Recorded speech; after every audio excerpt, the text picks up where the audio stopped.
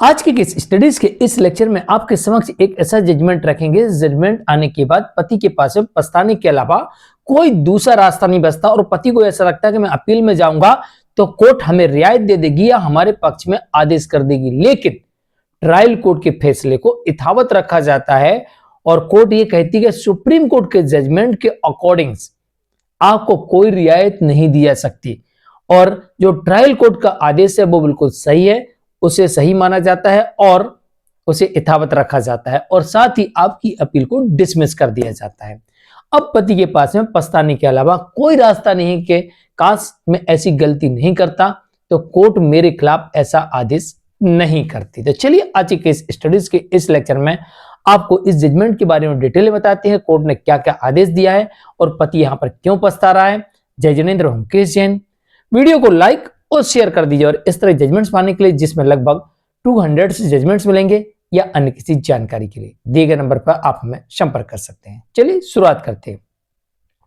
दरअसल यहां पर मेंटेनेंस का मामला आता है और मेंटेनेंस के साथ साथ इस मामले में डोमेस्टिक वायलेंस एक्ट के अंतर्गत मामला आता है और पति से पत्नी यहां पर सभी प्रकार के अनुतोषों की डिमांड करती है, जिसमें शेयर्ड हाउस होल्ड, इसके अलावा अन्य अनुतोष और मेंटेनेंस, इन सब की डिमांड करती है। अब कोर्ट इस मामले में यह आदेश कर देती है पत्नी के पक्ष में कि पत्नी को उसके निवास के लिए सभी आवश्यक सुविधाएं उपलब्ध कराने का आदेश दिया। कोर्ट कह रही है कि पत्नी को घर भी देना है और घर के साथ साथ उसमें बहुत सारी सुविधाएं देना है जो एक घर में होती है। आपको बिजली देना पड़ेगा, पानी देना पड़ेगा, इसके अलावा अन्य सुविधाएं भी जो होती है जो आपके घर में थी वो सभी सुविधाएं जो जरूरत की सुविधाएं वो आपको देना पड़ेगा, ये भी देना पड़ेगा। और साथ में कोर्ट ये भी आदेश करती है इस मामले में कि आपको 10,000 रुपए महीने का भरण पोषण भी देना पड़ेगा। अब पति को ऐसा लगता है कि कोर्ट ने शायद आदेश गलत कर दिया है, इस आदेश को कोर्ट एक बार फिर से रिवीजन कर सकती है और हो सकता है कुछ रियायत दे दे या कुछ मेंटेनेंस की राशि कम कर दे। लेकिन कोर्ट ये कहती है कि सुप्रीम कोर्ट के जजमेंट्स के अकॉर्डिंग आपके मामले में जो परिस्थितियां हैं उन परिस्थितियों को देखते हुए कोई आपको रियायत नहीं दी जा सकती है और जो ट्रायल कोर्ट का फैसला है उसे सही माना गया। अब पति ने इस मामले में क्या गलती की होगी?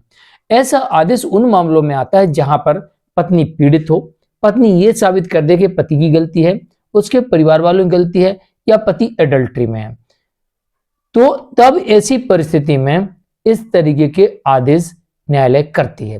तो यहां पर पति ये नहीं साबित कर पाया कि पत्नी एडल्ट्री में है या फिर पत्नी की गलती है या पत्नी बिना किसी कारण के अलग रह रही है या पत्नी के पास में पर्याप्त आय के साधन है, इसमें से कुछ भी पति कोर्ट में साबित नहीं कर पाया, बल्कि उल्टा साबित पत्नी ने कर दिया होगा कि उसे ही उस घर से प्रताड़ित करके निकाल दिया गया है या फिर पति एडल्ट्री में है जिसकी वजह से वो अलग रहने पर मजबूर है। तब ऐसी स्थिति में इस तरह के आदेश होते हैं।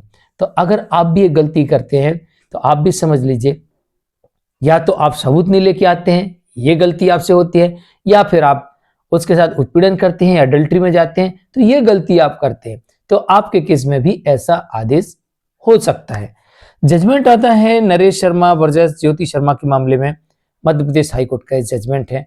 सुप्रीम कोर्ट के जजमेंट पर भरोसा करते हुए कोर्ट ने इस मामले में इस तरह का आदेश दिया है। आज के लिए इतना ही। मैं हूं केस जैन। नमस्कार।